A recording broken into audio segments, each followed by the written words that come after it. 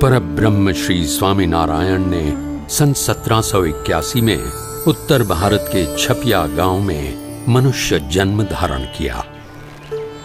छपिया और अयोध्या की भूमि को दिव्य बाल चरित्रों से पावन करके वे नीलकंठ वर्णी के रूप में निकल पड़े अपने मौलिक दर्शन से विश्व के असंख्य जीवों का कल्याण करने हेतु एक कल्याण यात्रा पर। अयोध्या से नैमिषारण्य, हरिद्वार, श्रीपुर, केदारनाथ, बद्रीनाथ, बद्रीवन आदि से होते हुए वे तिब्बत में मानसरोवर पधारे। वहां से गंगोत्री, वंशीपुर आदि से आगे नेपाल में काली गंडकी नदी के किनारे आरोहण करते हुए मुक्तिनाथ जाकर उन्होंने तपश्चर्या की। मुक्तिनाथ से बुटोल नगर आदि स्थानों से होते हुए गोपाल योगी को आत्यंतिक मुक्ति का मार्ग दिखाकर नीलकंठ वर्णी वहां से पूर्व दिशा में आगे बढ़ चले पोखरा की ओर।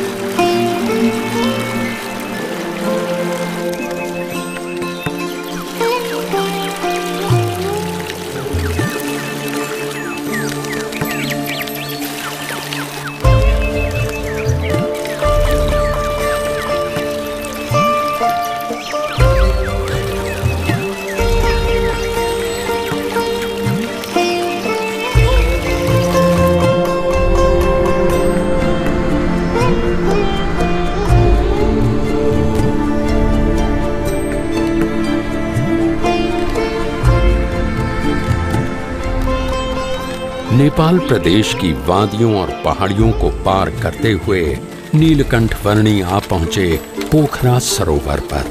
नरतनु है नैया केवट हरि नाम, संतन संग प्रभु भजो मिले परम धाम। नरतनु है नैया केवट हरि नाम, संतन संग प्रभु भजो मिले परम धाम। पोखरा की सेती गंगा नदी में स्नान कर उसे पावन करके नीलकंठ वर्णी आगे बढ़ चले। मध्य में सूर्य रहता है और उस सूर्य के चारों ओर अलग अलग ग्रह परिभ्रमण करते रहते हैं। कई नगरों, पहाड़ों और वनों को पार करते हुए नीलकंठ वर्णी आ पहुंचे धार्मिक स्मारकों के लिए प्रख्यात नगर काठमांडू में।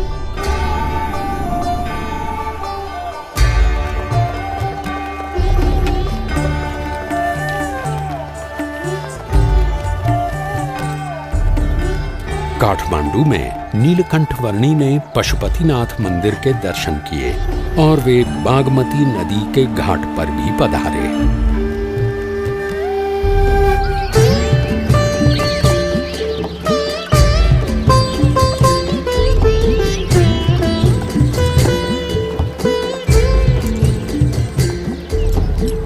वैभवी नगरी काठमांडू के कई स्थानों पर होते हुए कुछ साधु संतों के समुदाय के साथ नीलकंठ वर्णी वहां के राजा के महल में आ पहुंचे।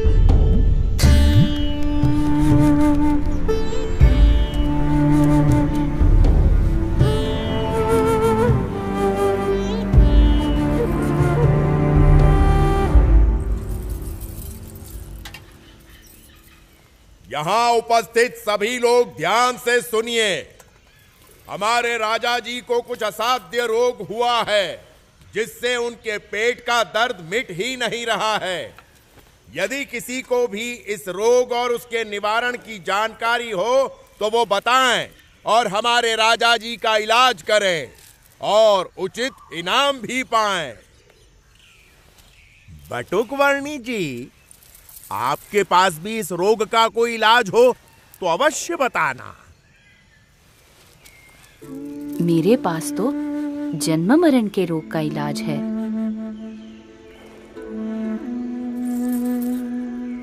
सोच समझकर बोलना बालक। मैं राजा हूं, रण बहादुर साहा। सन्यास में भगवान होते हैं।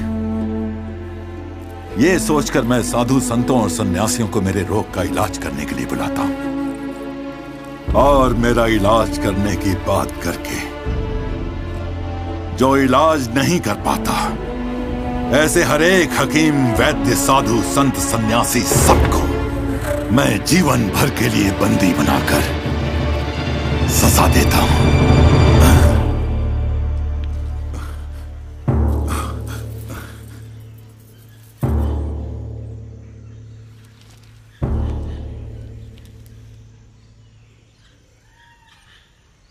वहीं तो आप भूल कर बैठते हैं राजन।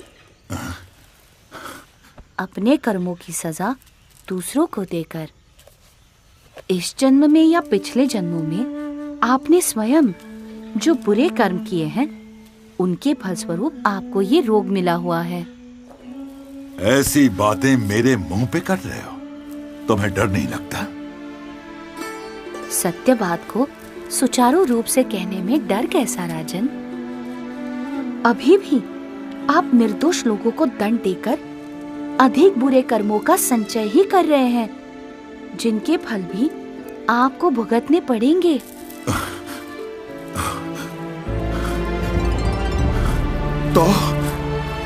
तो मैं क्या करूं? कैसे छुटकारा पाऊं इन सब से? कैसे छुटकारा पाऊं इन सब से?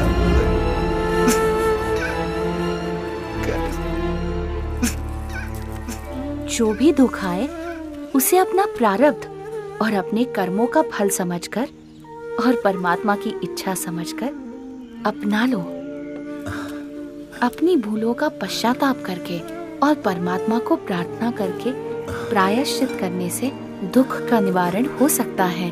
परमात्मा को तो मैं नहीं जानता, पर मैं आपसे प्रार्थना करता हूं कि आप मुझे इन दुखों से उबारिए। आप जो कहेंगे वो मैं करूंगा।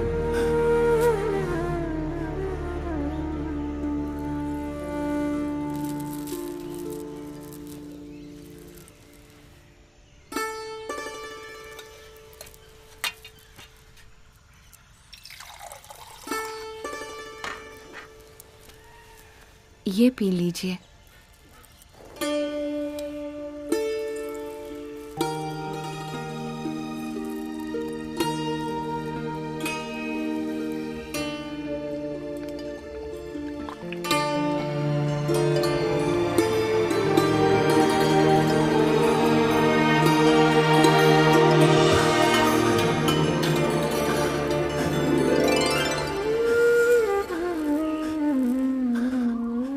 ऐसी राहत की अनुभूति मुझे आज तक नहीं हुई प्रभु।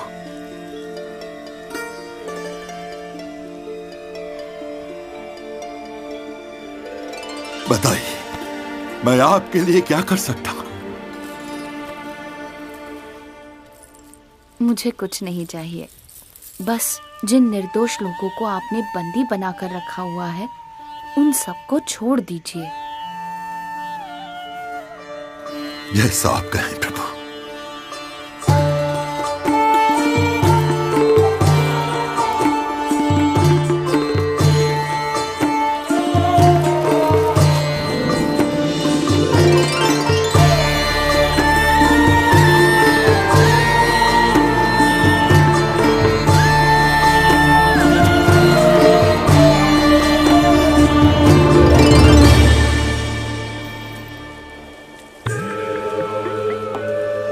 काठमांडू से आगे उत्तरी नेपाल प्रदेश में यात्रा करते हुए नीलकंठ वर्णी ने तिब्बत प्रदेश एवं चीन प्रदेश की ओर दृष्टि की और वहां से पूर्व दिशा में आगे बढ़ते हुए वे वराह तीर्थ आ पहुँचे। जीवन भर सदाचार पूर्वक सेवा के अच्छे कार्य करते रहना वह अच्छी बात है, परंतु वह आत्यंतिक मोक्ष के लिए पर्याप्त नहीं है।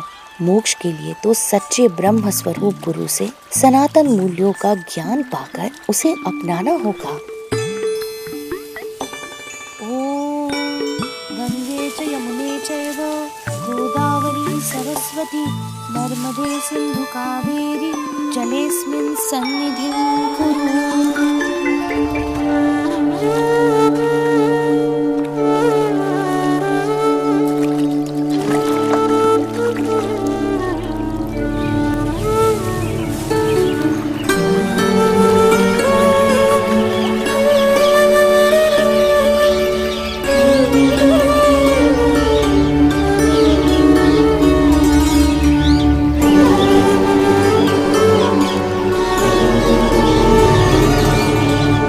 अपनी कल्याण यात्रा से नेपाल प्रदेश को पावन करने के पश्चात नीलकंठ वर्णी उत्तर पूर्वी भारत के असम प्रदेश में सिरपुर, परशुराम कुंड आदि स्थानों में पधारे और वहां से आगे असम प्रदेश में नीलकंठ वर्णी के स्वागत के लिए मानो ब्रह्मपुत्र नदी के नीर तत्पर थे।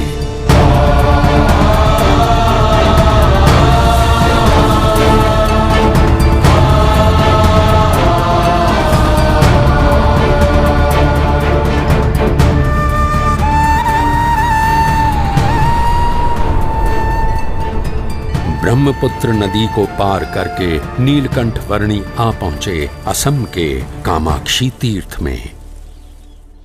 इस दुर्लभ मनुष्य जन्म का ध्येय है परम सत्य की प्राप्ति। व्यसन, वहम, मलिन मंत्र तंत्र आदि से किसी सत्य को प्राप्त कर लेने जैसा जो अनुभव होता है वो परम सत्य नहीं परंतु केवल भ्रम है। परम सत्य तो केवल एक ही है जो जन्म मरण के चक्कर से मुक्त करके आत्यंतिक मोक्ष प्राप्त करवाता है।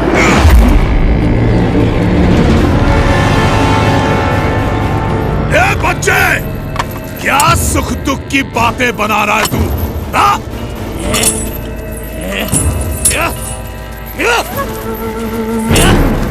अरे यहाँ मेरे साम्राज्य में सबके लिए केवल एक ही वस्तु प्राप्त है और वो है सुख, सुख और सुख। समझा तू? सुख या सुख का भ्रम? सुख, केवल सुख, केवल सुख। एक सच्चे उपासक की तरह उपासना करके हर एक सुख को सिद्ध किया है मैंने और गले तक मदिरा का पान करके उन हर एक सुख के नशे में रहता हूं मैं। इसीलिए पी बैक कहलाता हूं मैं, पी बैक।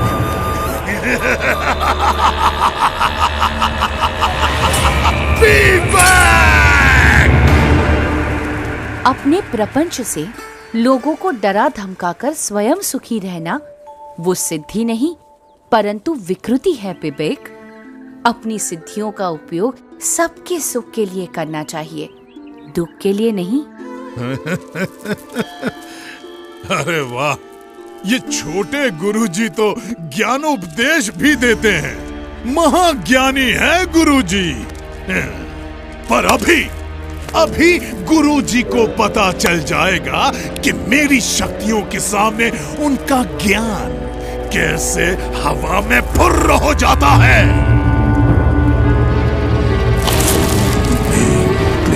फट। ओम ह्रीं क्लीं फट। ओम ह्रीं क्लीं फट। ये देख मेरी शक्ति छोकरे, ये देख।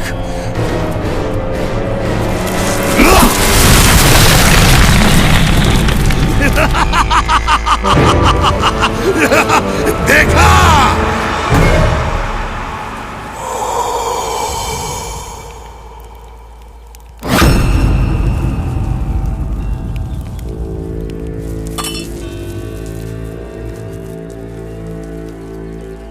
घबराइए मत, परमात्मा की दिव्य शक्ति पर भरोसा रखिए। उनका दृढ़ आश्रय रखिए, तो इसकी मलिन विद्या की शक्ति अपने आप असमर्थ हो जाएगी, आपको कुछ भी नहीं कर पाएगी। ये छोकरे, मेरे शिष्यों को मेरे ही विरुद्ध भड़का रहा है तू? भड़का नहीं रहा हूं, पर जगा रहा हूं, क्योंकि इस बेचारे वृक्ष की तरह ये सब भी निर्दोष हैं। अरे, तू उनकी छोड़ और अपनी सोच। तुम भी तो अपनी सोचो पिबेक। दूसरों के विनाश से स्वयं का विकास करने पर तुले हो तुम। ऐसे भोले भाले लोगों को मूर्ख बनाते हुए तुम इतने अंध हो गए हो कि स्वयं को भी मूर्ख बनता हुआ देख नहीं पा रहे हो। जरा सोचो पिबेक, तुम सब मोह माया का त्याग कर निकल पड़े थे, वो किस लिए? और अब कैसे स्वयं ही मोह माया में अंध हो चुके हो? कुछ तो अंतर्दृष्टि करो पिबेक।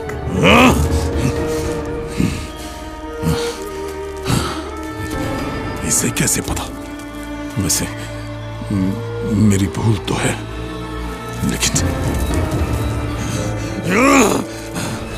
नहीं, ये बकवास कर रहा है।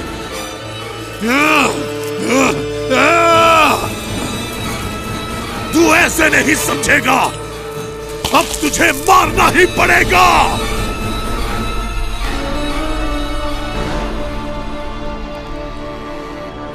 परमात्मा की काल शक्ति के सिवा कोई किसी को मार नहीं सकता। अरे, तुझे मारने के लिए तो मेरी शक्ति ही काफी है।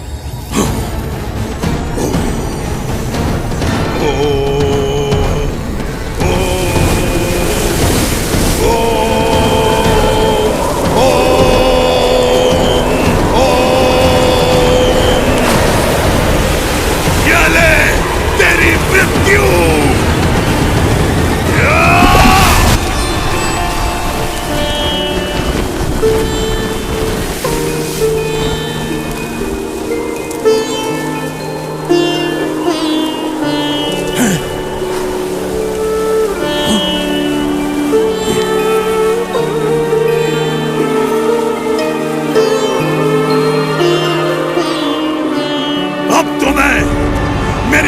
शक्तियों का आह्वान करूंगा और तुझे मार के ही दम लूंगा।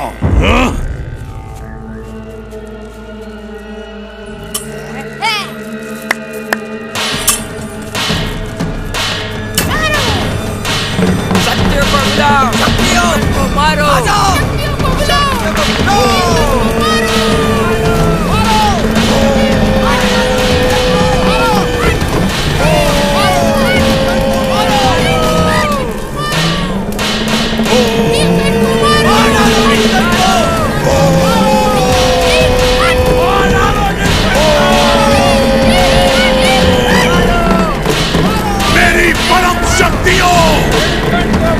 मैं आप सबका आह्वान करता हूँ, इस लड़के को खत्म कर दो, मार डालो इसे।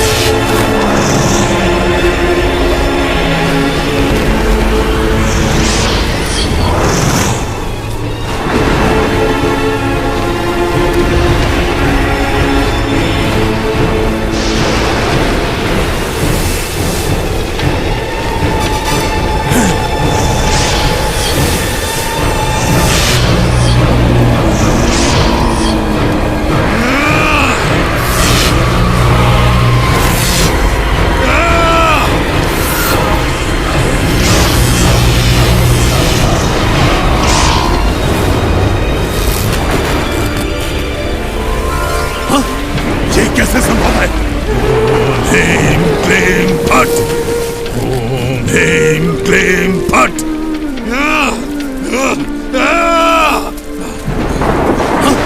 ये कैसे संभव है? ये क्या हो रहा है? मेरी शक्तियां काम क्यों नहीं कर रही हैं?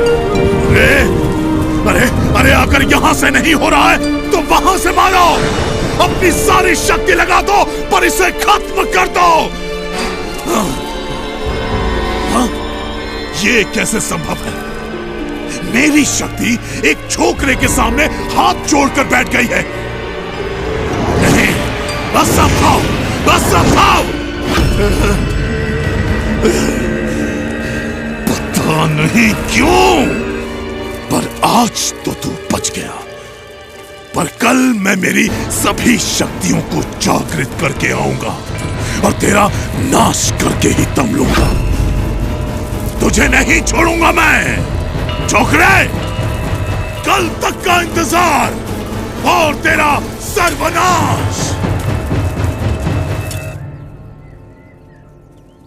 तेरा सर्वनाश।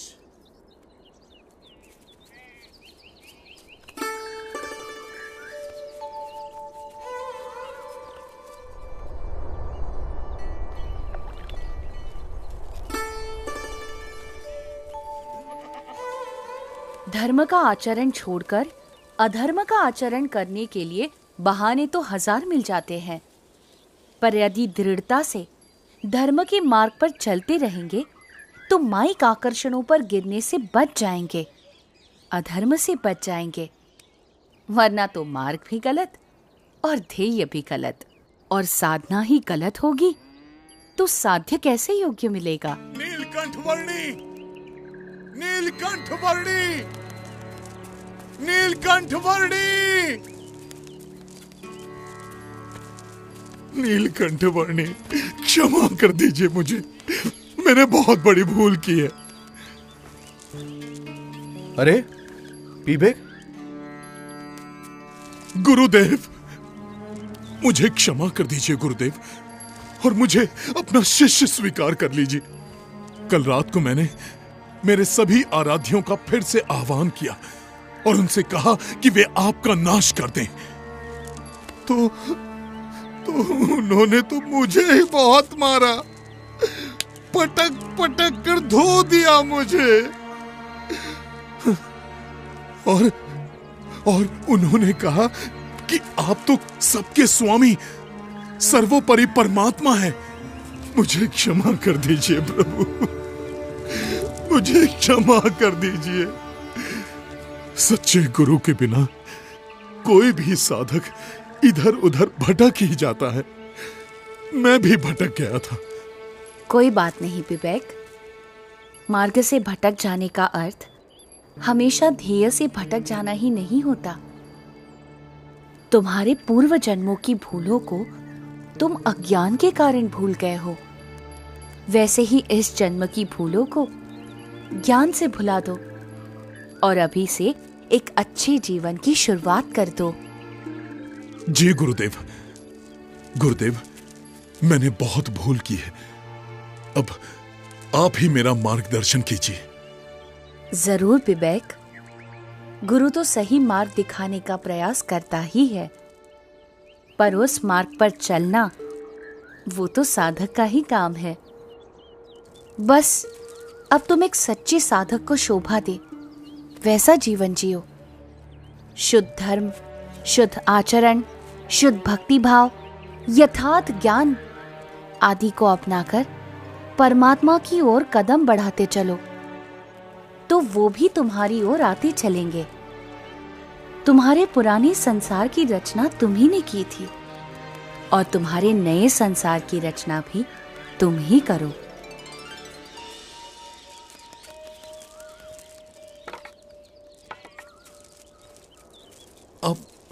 आप कहां चल दिए गुरुदेव? अब मुझे आपसे दूर नहीं होना है। जहां प्रेम है वहां दूरी कैसी? और भौतिक दूरी बढ़ने से हृदय की निकटता मिट थोड़ी ना जाएगी। विवेक, गुरु की आज्ञा में रहना वो उनके साथ रहने के समान ही है। जी गुरुदेव, अब मेरा शेष जीवन आपकी आज्ञा के अनुसार ही बीतेगा। तो मैं सदैव तुम्हारे साथ रहूंगा। प्रणाम गुरुदेव।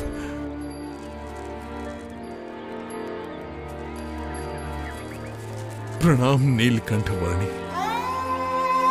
सच्चे गुरु की सच्ची संगति और उस संगति से आत्यंतिक मोक्ष की प्राप्ति, साक्षात परमात्मा की प्राप्ति, परम कल्याण के इस परम संदेश को फैलाने के लिए अपने अगले पड़ावों की ओर नीलकंठ वर्णी आगे बढ़ चले, असम के घने वनों से होते हुए।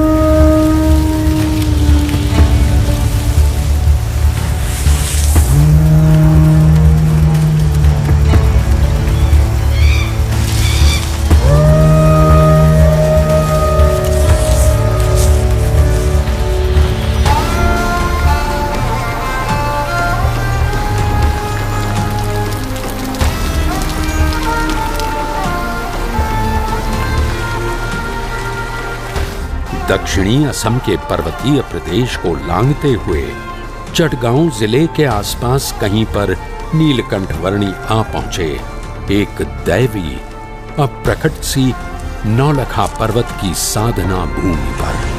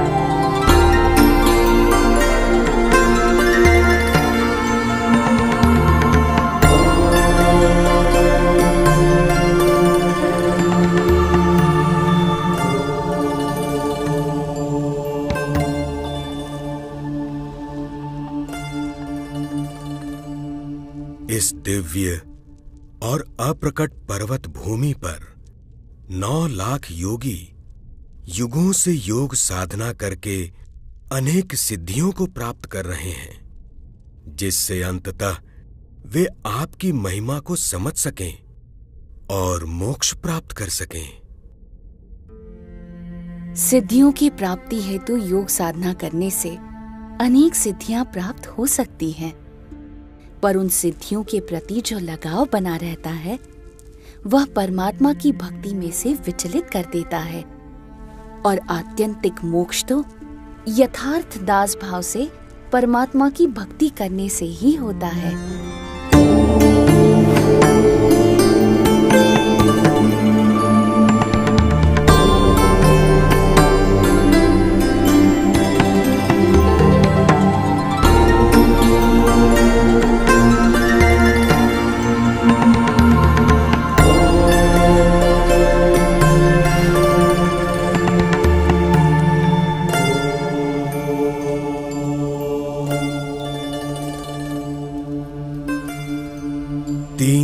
के आपके प्रत्यक्ष योग से हमारा अज्ञान नाश हो रहा है। हम अपने प्राणों को षट चक्रों में प्रसारित करके किसी भी सिद्धि को प्राप्त कर लें, उससे भी अधिक यह है कि हम हर प्रकार से आप जो परमात्मा हैं उनमें जुड़ जाएं। कृपा करके हमें आपकी भक्ति का अधिकार दें और आपके स्वरूप में जोड़ दें। आप सभी का आत्यंतिक मोक्ष के मार्ग पर प्रयाण हो।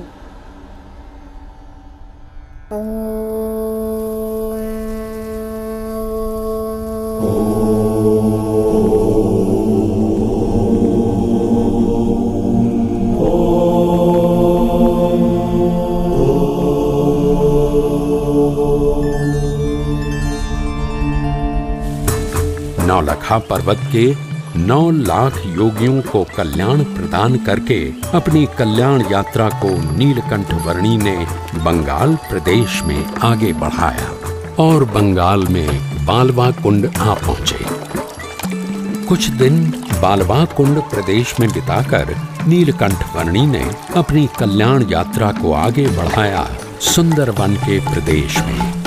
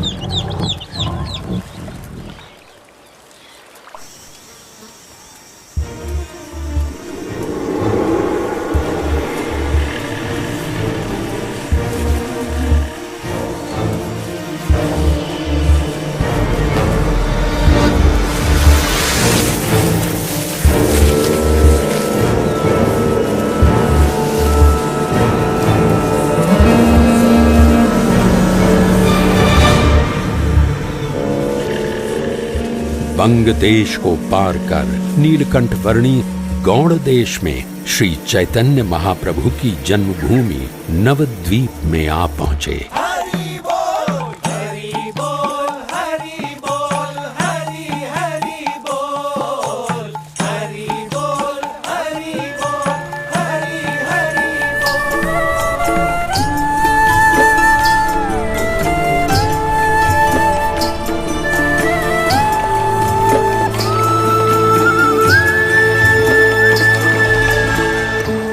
गंगा और सागर का जहां मिलन होता है, उस पवित्र तीर्थ गंगा सागर की ओर नीलकंठ वर्णी बढ़ चले।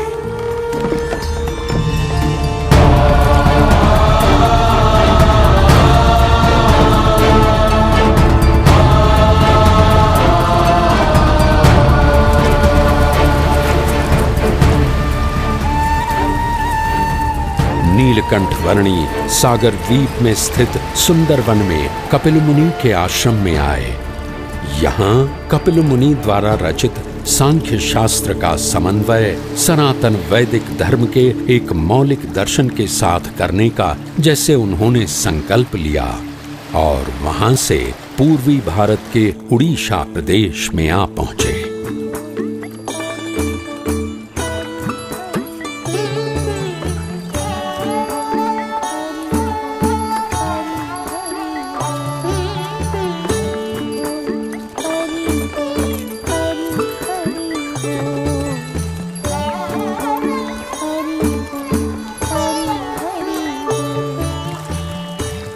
इस उड़ीसा प्रदेश के एक छोटे से गांव में मानो कोई नीलकंठ वर्णी की प्रतीक्षा में था।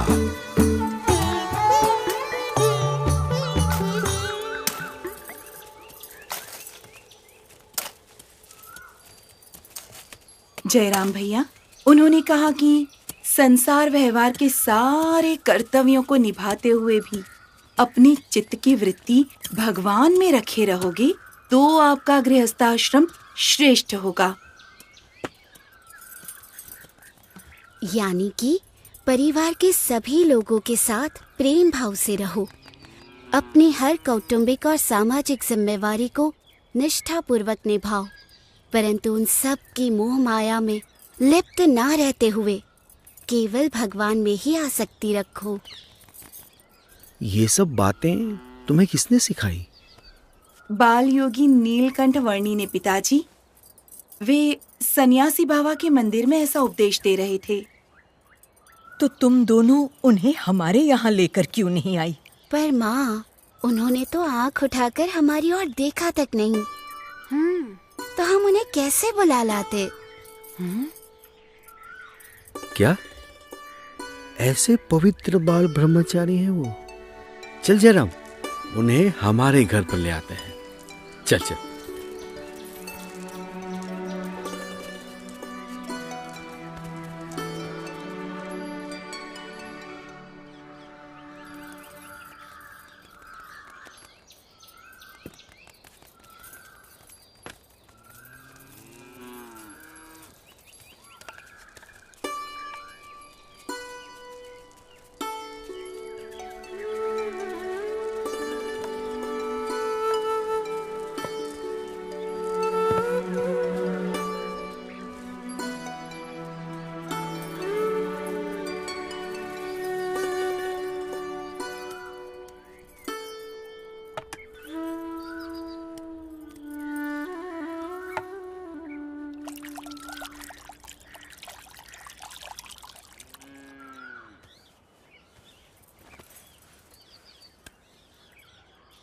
ये कमल ककड़ी लीजिए, ताजी हैं।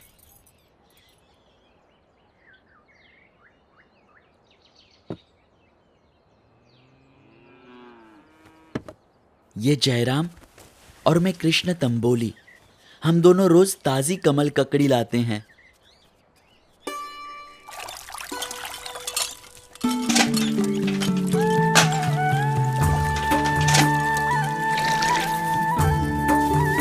दैनिक दिनचर्या में व्यस्त रहते हुए भी प्रभु भक्ति में लीन रहा जा सकता है और ऐसे निरंतर भक्ति करने से बुद्धि शुद्ध होती है।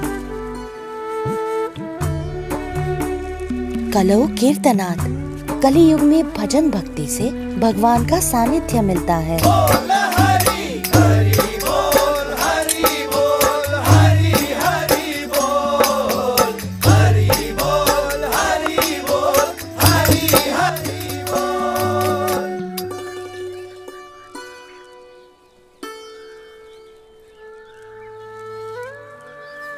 रोज इतनी ताजी कमल ककड़ी कहाँ से लाते हो? क्या मुझे भी उस जगह ले चलोगे? हाँ, आज शाम को ही चलेंगे। आपको हमारे साथ बड़ा मजा आएगा।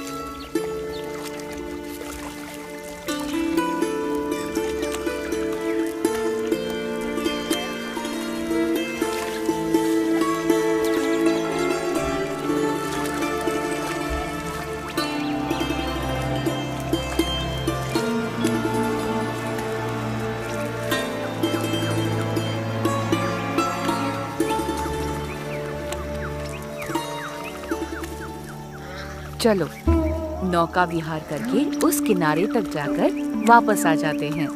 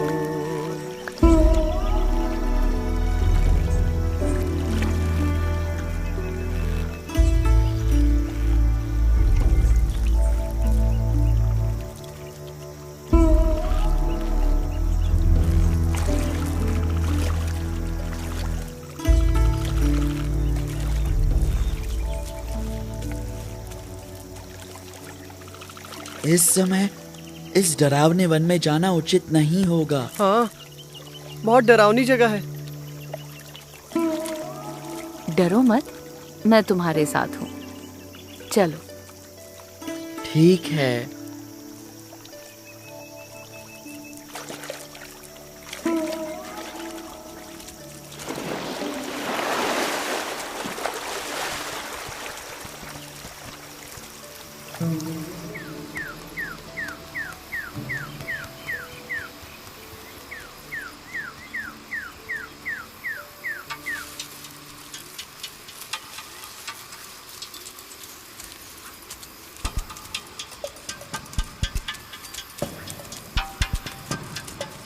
समझ में नहीं आ रहा कि आप कर क्या रहे हैं नीलकंठ वर्णी, और हमें कहाँ ले जा रहे हैं।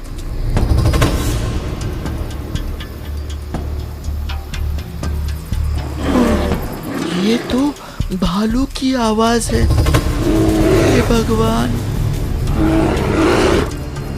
डरो मत, मैं हूं ना, चलते रहो। नीलकंठ, नीलकंठ वर्णी, ये भालू हमें मार डालेगा। नहीं, कुछ नहीं करेगा। शांत रहो, चिंता मत करो।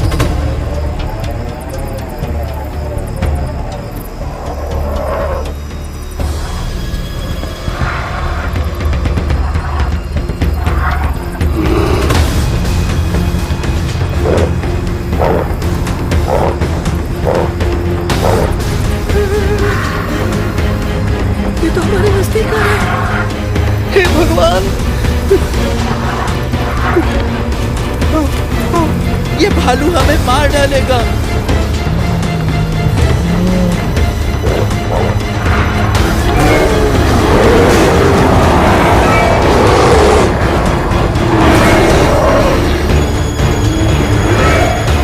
शांत हो जाओ।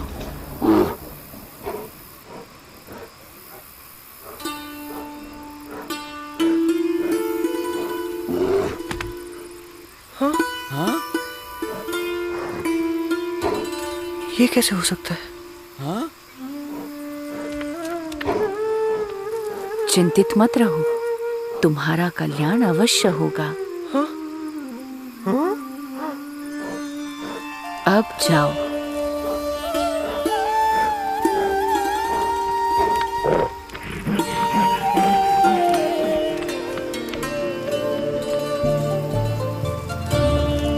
चलो, हो गया। अब वापस घर चलते हैं। हाँ, जल्दी चलो, जल्दी यहाँ से भाग निकलते हैं। जल्दी यहाँ से भाग निकलते हैं। हाँ? भागो भगवान, कहीं वो भालू वापस ना आ जाए।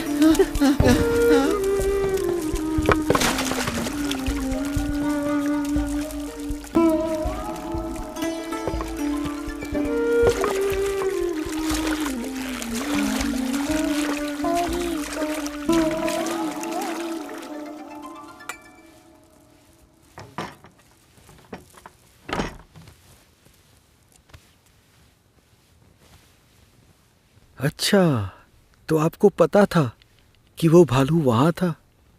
हाँ, भगवान के स्वरूप में संशय होने के कारण उसे मोक्ष नहीं मिला था और मोक्ष प्राप्ति के लिए बार बार इसी योनि में जन्म लेता रहता था। तो अब भालू का देह त्याग कर उसे मनुष्य जन्म मिलेगा। उसे मेरा योग होगा और उसका आत्यंतिक मोक्ष होगा। अच्छा, तो आप उस भालू का कल्याण करने के लिए यहाँ आए थे? हाँ, सबके कल्याण के लिए ही तो मेरी यात्रा है। तो फिर हमारा भी कल्याण जरूर करना प्रभु, करोगे ना? हाँ, आपकी मति शुभ है तो कल्याण होगा। मुझे तो पहले से लग रहा था कि आप कोई दिव्य प्रतिभा हैं। प्रणाम। कृपया जयराम को स्वीकार कर आपके साथ रख लीजिए, आपका दास बनाकर। जयराम दास।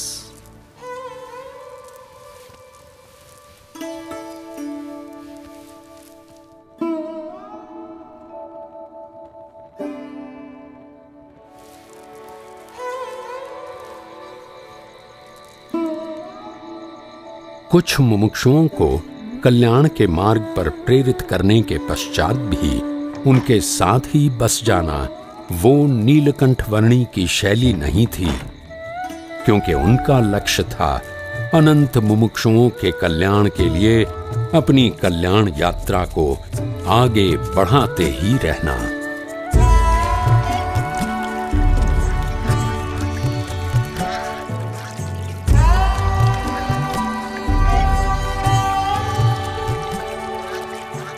उड़ीसा प्रदेश में नीलकंठ वर्णी अपनी कल्याण यात्रा को आगे बढ़ाते रहे। मार्ग में सदा व्रतों से जो कुछ भी मिले उससे निर्वाह कर लेते हुए जो कोई भी मिल जाए उसके लिए परम कल्याण का मार्ग प्रशस्त करते हुए और निज स्वरूप के निजानंद में मग्न रहते हुए।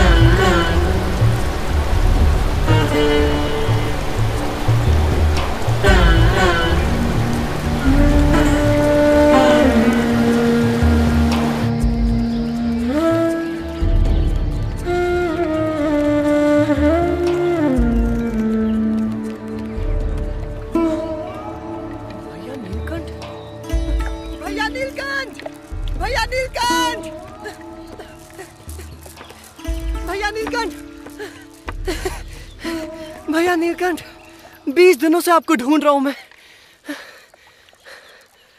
आपके चले जाने से मेरा परिवार बहुत दुखी है। मुझे उनके साथ रहना है और आपके बिना नहीं रहना है। तो घर चलो, आप चलो। उन सबके प्रेम का मैं आदर करता हूँ, परंतु मेरी यात्रा तो अविरत आगे बढ़ती ही रहेगी जयराम दास। क्यों ना तुम भी मेरी यात्रा में जुड़ जाओ।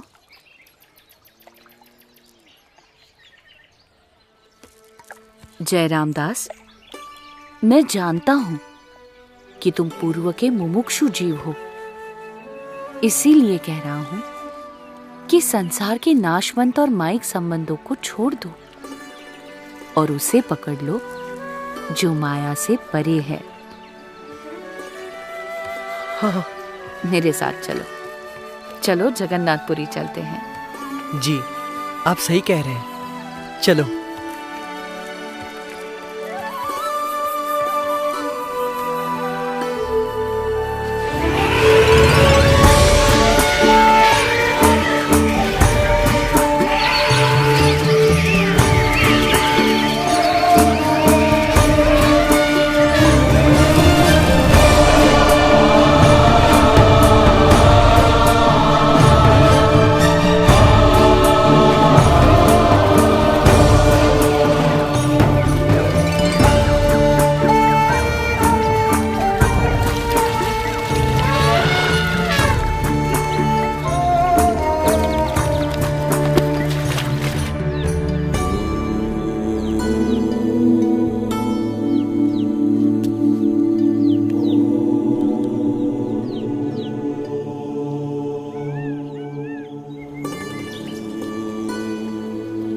आ जाओ, जिसको भी भुवनेश्वर जाना है मेरी नाव में बैठकर जा सकता है। अरे भाई, नाव का किराया थोड़ा कम नहीं करूंगा, दूसरे के पास चले जाओ। ठीक है, तो फिर हम दूसरी नाव में भुवनेश्वर जाएंगे। अरे केवट, भुवनेश्वर जाना हो मेरी नाव में आ सकता है। सुनो भैया, भाई वो नाव वाला तो बहुत पैसे मांग रहा है। भुवनेश्वर तक जाने के लिए इतना सारा पैसा कौन देगा? अरे भाई केवट, नाव का किराया थोड़ा कम कर दो। इधर तुम्हारी नाव में बैठेंगे और थोड़ी ही देर में उधर भुवनेश्वर की ओर उतर जाएंगे। ले जाता हूँ। उसके लिए इतना ज्यादा दाम ठीक नहीं है। अरे नहीं नहीं भैया, इतना लोभ करोगे और सौदेबाजी करते रहोगे तो इसी किनारे पर रात बितानी पड़ेगी। चलो चलो, मैं तो नाव लेकर जा रहा हूँ। मैं तो एक पैसा भी कम नहीं करूँगा। आना है तो आओ, नहीं तो कोई बात नहीं। हाँ? नीलकंठ वर्णी मेरा इंतजार करते करते आखिर चले गए। हाँ, इतना लोभ नहीं करता तो भी नीलकंठ वर्णी के साथ नाव में होता।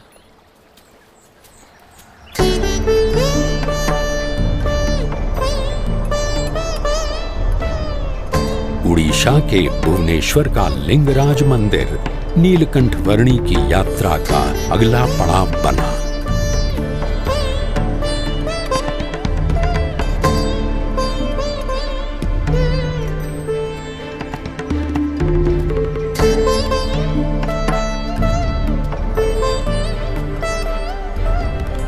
भुवनेश्वर से दक्षिण में नीलकंठ वर्णी साक्षी गोपाल तीर्थ में पधारे।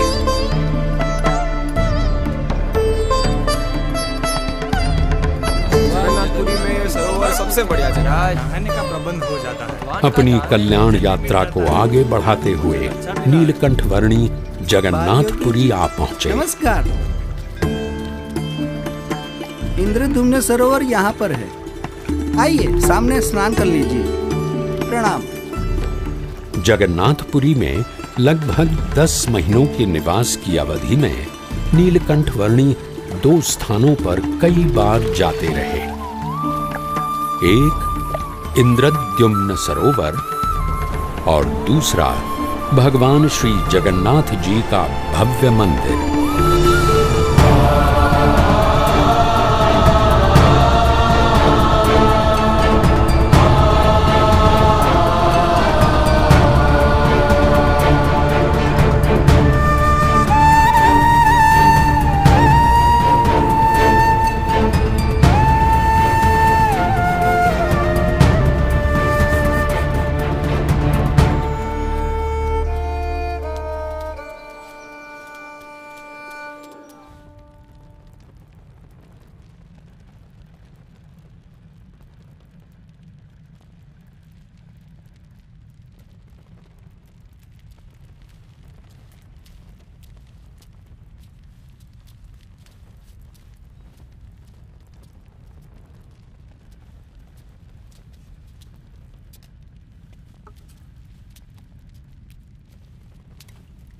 ये लीजिए भगवान जगन्नाथ जी का प्रसाद।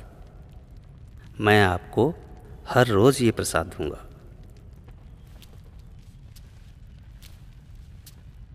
जरूर आते रहिएगा। प्रणाम।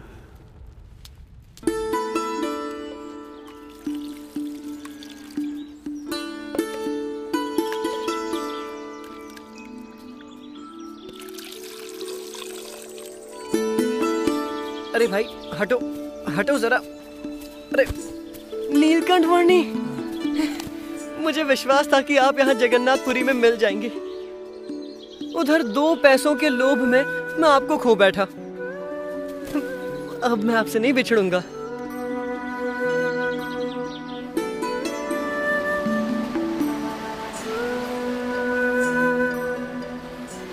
जगन्नाथपुरी की भूमि और जगन्नाथपुरी का समुद्र नीलकंठ वर्णी के संग से पावन हो चुके थे, तो फिर जगन्नाथपुरी के राजा कैसे रह जाते।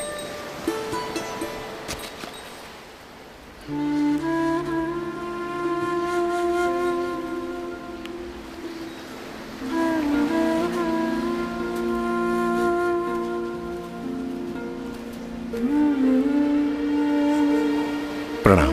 प्रणाम। मैं जगन्नाथपुरी का राजा गजपति राजा दिव्य सिंह देव हूँ। जगन्नाथपुरी के मेरे साम्राज्य में आपकी दिव्य प्रतिभा के बारे में मैंने बहुत कुछ सुना है। प्रणाम।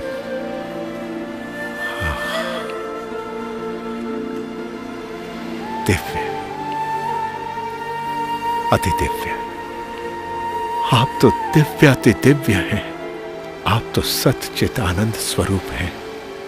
प्रभु, मेरी प्रार्थना है कि इस वर्ष के रथ यात्रा उत्सव में आपकी विशेष उपस्थिति हो जी, जिससे समग्र जगन्नाथपुरी के वासियों को आपके दर्शन का सौभाग्य मिले जी। और रथ यात्रा उत्सव के पश्चात भी आप यहां जगन्नाथपुरी में ही बसे रहें। धन्यवाद प्रभु, धन्यवाद।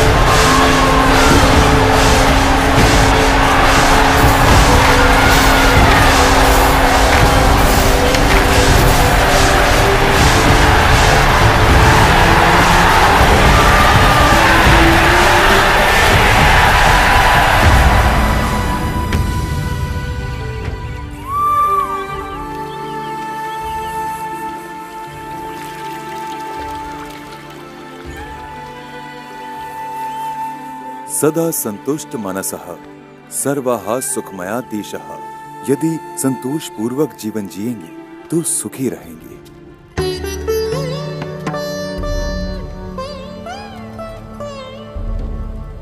राजधर्म तो आपका लौकिक कर्तव्य है, पर आपके आत्म कल्याण के लिए आपको सनातन धर्म के मूल्यों को अपनाना पड़ेगा।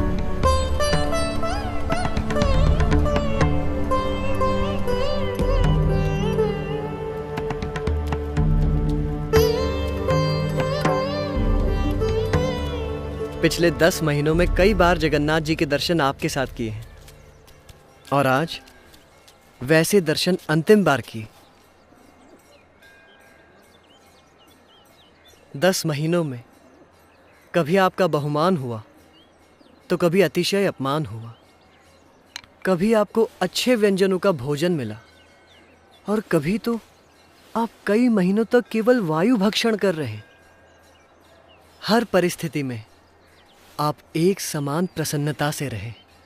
मैं तो कई बार बहुत व्यथित हो जाता था, पर आप तो हमेशा स्थित प्रज्ञ। अब आगे हम कहाँ जाएंगे? यहाँ से पश्चिम दिशा में महानदी है, उसी पार करके हम आदिकूर्म, पन्ना नृसिंह, मानसपुर आदि से होते हुए दक्षिण भारत में वेंकटाद्रि चलेंगे। उड़ीसा प्रदेश को लांघते हुए नीलकंठ वर्णी ने अपनी कल्याण यात्रा को आगे बढ़ाया आंध्र प्रदेश में।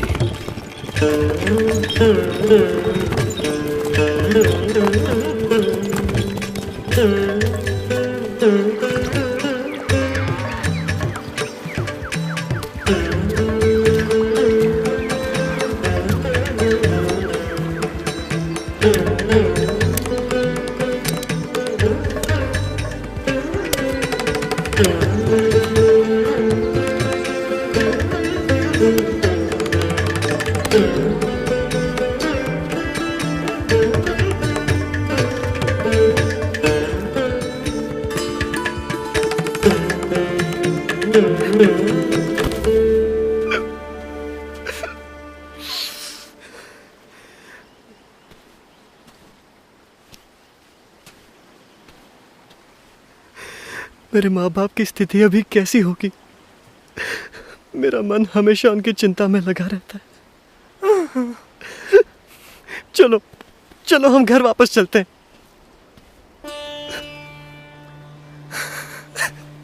तो फिर मुझे जाने दो। उनके देहांत तक मैं उनकी सेवा करूंगा और बाद में आपके पास आ जाऊंगा।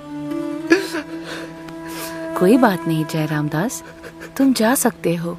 पर मुझे आपसे सन्मुख भी रहना है। उनके प्रति मेरा मोह मुझे आपसे दूर कर रहा है। मैं असफल हो रहा हूं।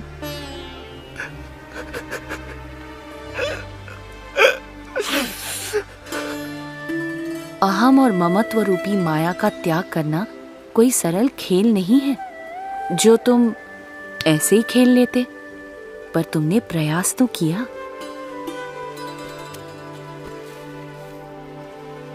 जी भैया। और हाँ, जब से तुम्हारे पिताजी ने तुम्हें मुझको सौंपा है, तब से तुम मेरे कहलाए हो। जी नीलकंठ। और जिसे एक बार मेरा संबंध हो जाता है और जो मेरा कहलाता है, उसे मैं छोड़ता नहीं हूं और उसमें मैं तिल भर जितनी कसर भी रहने देता नहीं हूं। तो चिंता मत करो। भविष्य में जब तुम्हें वैराग्य की वृत्ति जाग उठे, तब पश्चिम दिशा में गुजरात क्षेत्र में आकर मुझसे मिलना। मुझे तुम्हें साधु दीक्षा देकर तुमसे अच्छे कार्य करवाने हैं और तुम्हारा आत्यंतिक मोक्ष भी करना है।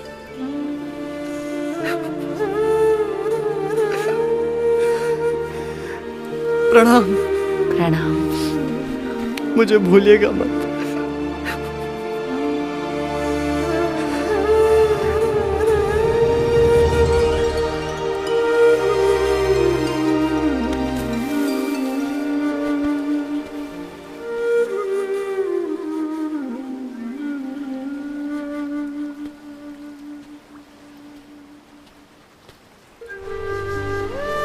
हताश हो या आशावान, निर्बल हो या बलवान, नास्तिक हो या श्रद्धावान, सभी का सर्वोत्तम कल्याण वही तो नीलकंठ वर्णी का ध्येय था।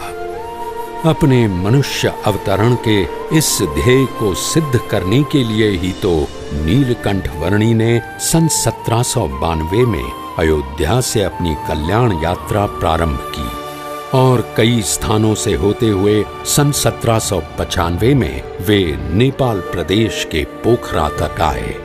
पोखरा से आगे उन्होंने नेपाल के काठमांडू, असम प्रदेश के कामाक्षी तीर्थ, बंगाल प्रदेश के गंगा सागर, उड़ीसा प्रदेश के भुवनेश्वर और साक्षी गोपाल आदि स्थानों से होते हुए जगन्नाथपुरी तक की यात्रा की और जगन्नाथपुरी से दक्षिण में आंध्र प्रदेश में यात्रा करते हुए अब नीलकंठ वर्णी बढ़ चले दक्षिण भारत के सुप्रसिद्ध तीर्थ तिरुपति की ओर।